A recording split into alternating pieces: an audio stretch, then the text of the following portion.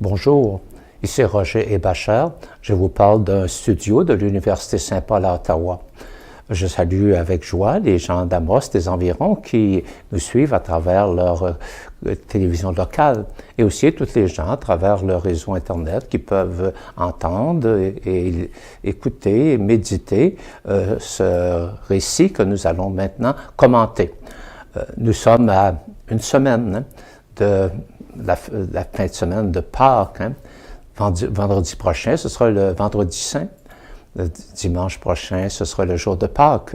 Et à travers tout l'univers, des chrétiens, des chrétiennes vont prendre le temps durant cette semaine et particulièrement durant la prochaine fin de semaine de méditer ce mystère de Dieu qui s'est fait si proche de nous, qui s'est fait tellement l'un de nous, qui a pris tellement sur lui nos peines, nos souffrances, nos blessures, qui est allé jusqu'à donner sa vie, déposer sa vie librement, selon le projet d'amour du Père pour nous, c'est allé jusqu'à la croix. Alors nous allons aujourd'hui donc méditer ce chemin de Jésus, le chemin de la croix.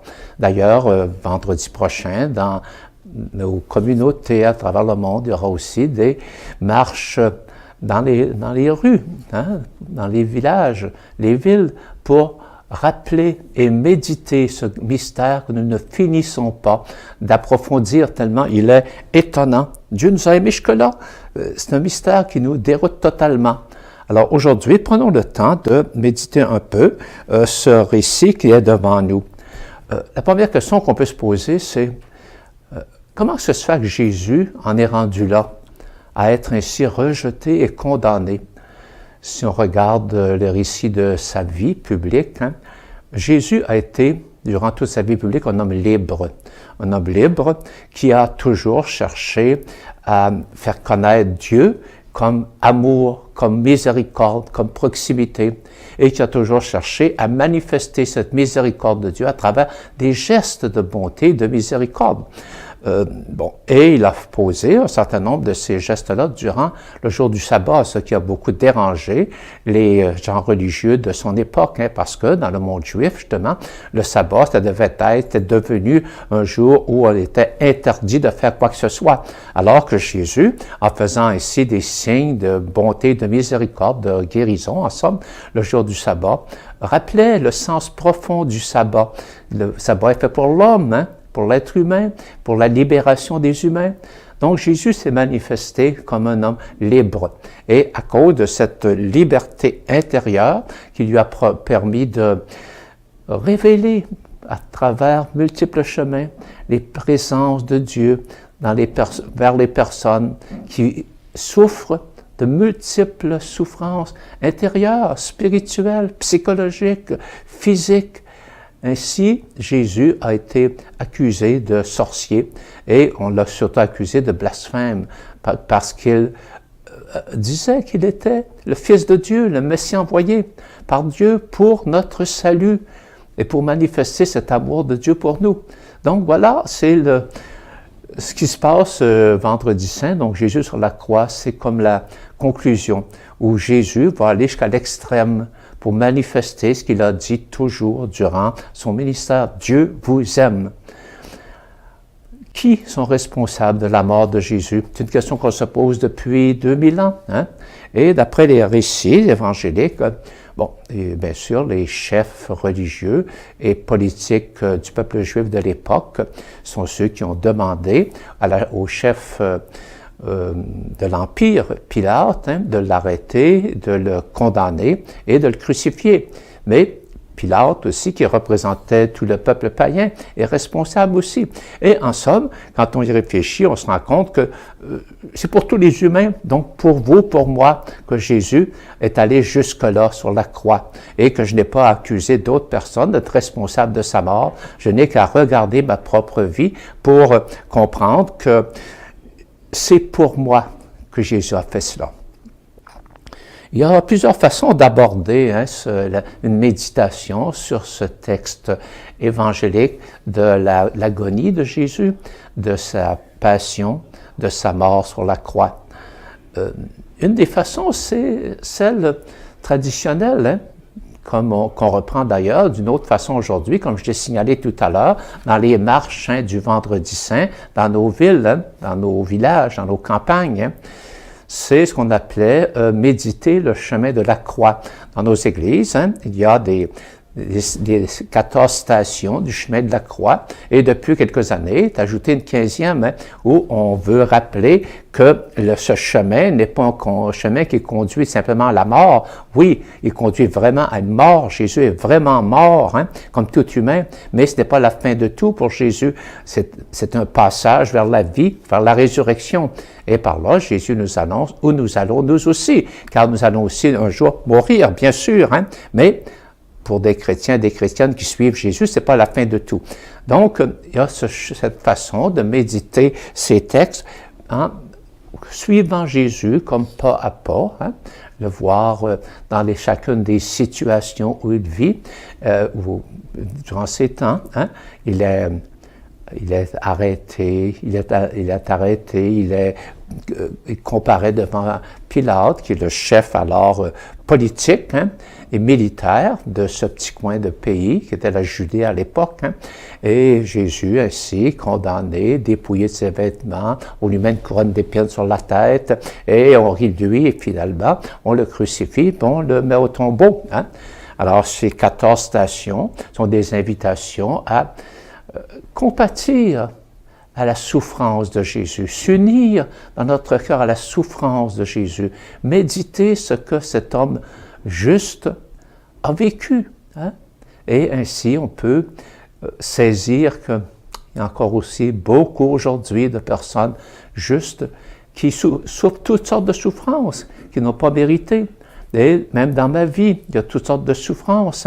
Alors, essayez de trouver à travers cette méditation et cet accompagnement de Jésus, pas à pas, durant son agonie et sa crucifixion, de suivre Jésus et ainsi comprendre mieux sa vie et comment cette vie m'appelle à compatir aux souffrances d'aujourd'hui aussi. Une deuxième façon de méditer ce mystère, c'est de se tenir devant la croix de Jésus, tout simplement. Être là et dire, c'est pour moi qu'il a fait cela. On pourrait longuement méditer cela. C'est pour moi qu'il est allé jusque-là. Un jour, Jésus est apparu à une sainte religieuse et lui a dit, c'est pas pour rire que je t'ai aimé, c'est pas de loin que je t'ai aimé, c'est pas sans me salir les mains que je t'ai aimé avec sérieux, jusque-là. Comprends-tu mon amour pour toi? Comprends-tu l'amour de Dieu pour toi? Vous voyez, ça pourra donc être une longue méditation dans ce sens-là. Mais je vais plutôt prendre un autre chemin aujourd'hui, et on va essayer de nous situer dans les personnages que Jésus a confrontés durant ces jours-là. M'identifier moi-même à Judas, à Pierre, aux soldats qui massacrent Jésus, à Pilate, à Marie au pied de la croix. En somme, c'est aux autres au pied de la croix qui insultent Jésus, le ridiculisent. Alors, peu à peu, situons-nous ainsi. Commençons avec Judas. Judas qui est devant Jésus. Jésus était à table quelques heures avant son arrestation et sa mort avec ses disciples. Il a voulu se réunir avec eux, être reçu par eux une dernière fois. C'est une question, est-ce que je reçois Jésus, moi? Est-ce que je l'accueille dans ma vie? Voilà, et c'est donc à la table avec ses 12 apôtres. Et là, Jésus dit, « Amen, amen, je vous le dis, l'un de vous va me livrer. » Alors, profondément attristé et troublé, chacun se mit à dire, « Serait-ce moi, Seigneur? » Voilà une question que je dois me poser. Est-ce moi qui ai livré Jésus à la mort par mes bêtises, par mes incompréhensions, par mes péchés, par mes mépris des gens autour de moi, par mon refus de vraiment faire confiance à Dieu de multiples façons? Est-ce moi, Seigneur? Prenant la parole, Jésus dit, c'est celui qui va partager le plat avec moi. Et alors, Judas posa à Jésus la question, « Rabbi, serait-ce moi? » Et Jésus lui dit, c'est toi, tu le dis, là, c'est toi qui le dis. Hein? Vous voyez, Judas est devant Jésus. Hein? Et on sait aussi que Judas, c'est-à-dire, a été comploté contre Jésus. Et pour 30 pièces d'argent, il l'a vendu. C'était le prix qu'on donnait à ce moment-là pour un esclave. Hein? Donc, Judas a vendu Jésus et maintenant, il est là devant Jésus durant ce repas. Et ensuite, quand il arrivera dans le jardin où Jésus est allé prier, c'est lui qui conduira les troupes qui sont venues pour arrêter Jésus. Et comment Jésus l'aborde à ce moment-là? Jésus lui dit, « Mon ami, ce que tu as à faire, fais-le vite. » Vous voyez, à chaque fois que Jésus rencontre Judas, Jésus le renvoie à sa responsabilité humaine d'adulte, à sa responsabilité, à sa conscience personnelle. Hein? Ce que tu fais, là, y as-tu pensé sérieusement? Est-ce que tu comprends les conséquences? Donc, Jésus essaie d'entrer dans le cœur de Judas pour le réveiller, quoi. Est-ce que je suis Judas, moi? Voilà une question qu'il faut se poser. Hein? Sérieusement, si on y pense, Judas, il a été comme les autres, choisi par Jésus. Il a été voulu par Jésus. Il a été aimé par Jésus. Et sans doute que durant les débuts de son cheminement avec Jésus, Judas, comme les autres apôtres, bon, cherchait à comprendre Jésus, mais peu à peu, il ne comprenait plus. Il ne trouvait plus en Jésus ce qu'il attendait, ce qu'il voulait. Il avait rêvé, en suivant Jésus, que Jésus serait le Messie qu'attendait son peuple, un Messie fort, puissant, qui, avec les armes, par la révolte, la révolution et la violence, chasserait les Romains. Et Jésus n'est pas ça.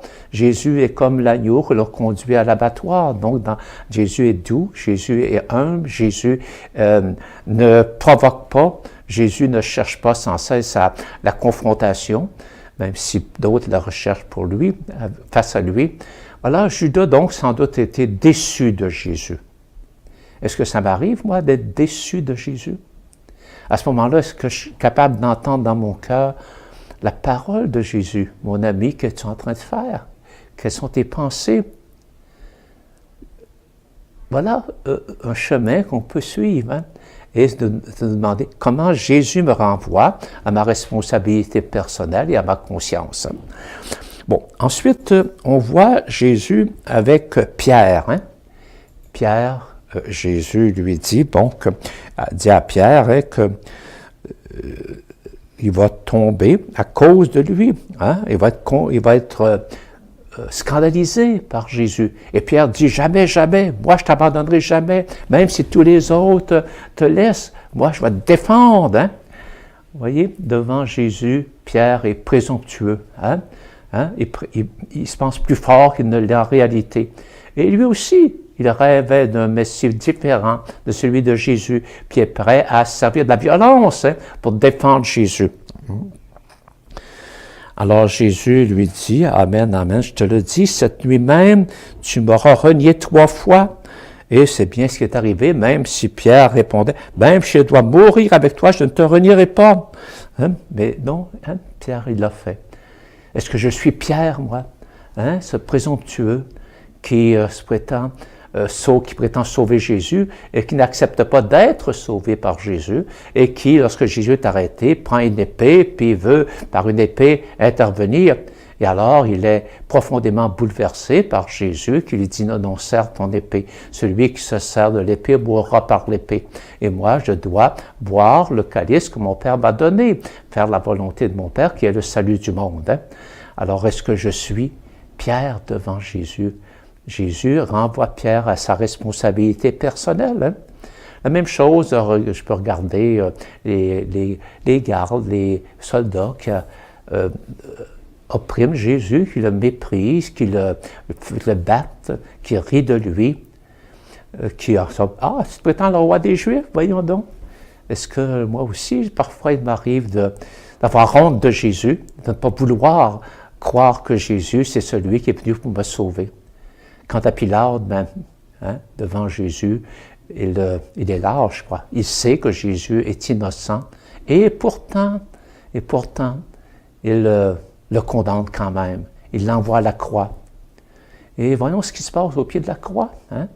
Au pied de la croix, il y a toutes ces personnes qui, devant Jésus, humiliés, parce qu'un crucifié, hein, c'est une situation extrêmement humiliante, hein, où le condamné doit se tortiller parce qu'il étouffe, hein, et ainsi on rit de lui, on le méprise. Ah, tu te prétends le roi des Juifs? Ben, sauve-toi donc toi-même, hein, puis ensuite on croira en toi. Bon, est-ce que je suis comme ces gens devant Jésus exigeaient toujours de nouvelles preuves, de nouveaux signes, au lieu de faire confiance à Jésus? Alors voilà quelques chemins que nous pouvons suivre pour méditer ces moments de la mort et de la mort de Jésus, quoi. Pour terminer aujourd'hui, je veux prendre une prière que notre pape François a récitée, après l'avoir composée lui-même, là, le vendredi saint de mars 2016. Hein. Notons que dans cette prière, le pape voit toujours dans la croix un double symbole. Hein. Le symbole à la fois de l'amour divin et le symbole de l'injustice humaine. Alors, il y a toujours ces deux dimensions-là.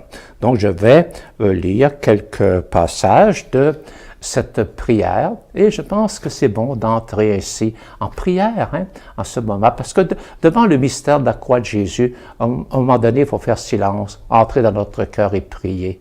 Je pense que c'est le seul chemin par lequel on peut pénétrer un peu plus dans ce mystère de la croix de Jésus.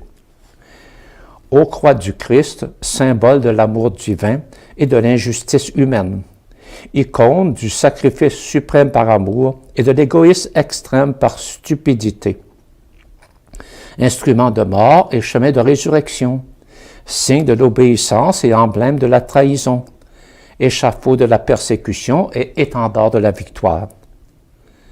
Ô Christ, ô croix du Christ, nous te voyons encore aujourd'hui dressé en nos sœurs et nos frères tués, brûlés vifs, égorgés, décapités par des épées barbares et dans le silence lâche de l'humanité.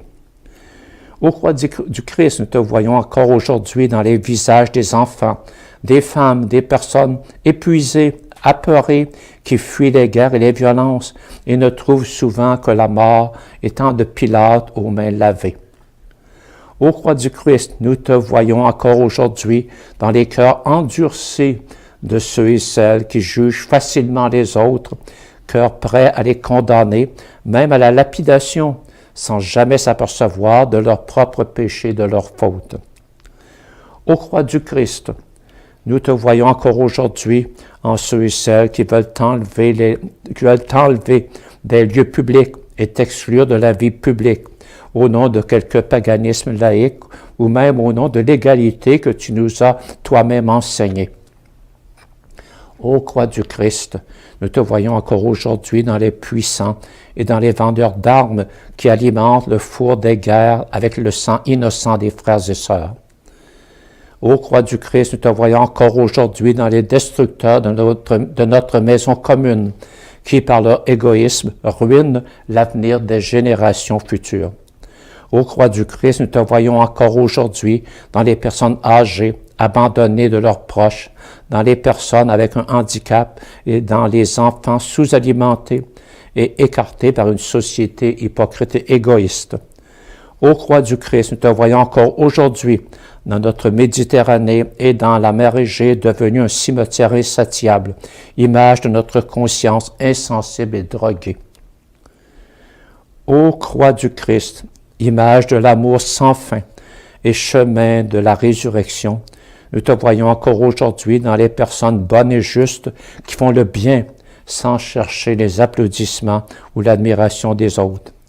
Ô croix du Christ, nous te voyons encore aujourd'hui dans les miséricordieux qui trouvent dans la miséricorde l'expression la plus haute de la justice et de la foi. Ô croix du Christ, nous te voyons encore aujourd'hui dans les personnes simples qui vivent joyeusement leur foi dans leur quotidien et dans l'observance filiale des commandements. Ô croix du Christ, nous te voyons encore aujourd'hui dans les repentis qui savent de la profondeur de la misère de leurs péchés, crier « Seigneur, souviens-toi de moi dans ton royaume ». Alors voilà, nous pourrions continuer ainsi. Notre pape d'ailleurs avait continué cette prière et chacune peut la continuer selon ce que l'Esprit lui inspire dans son cœur. Je vous souhaite une bonne semaine. Bonjour.